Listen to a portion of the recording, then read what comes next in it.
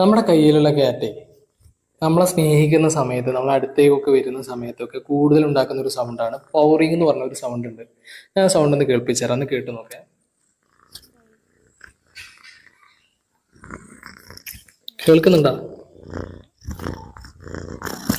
ഒരു നല്ലൊരു സൗണ്ട് കേൾക്കാം, പൂച്ചകളുടെ സൗണ്ട് ഉണ്ടായിരിക്കും.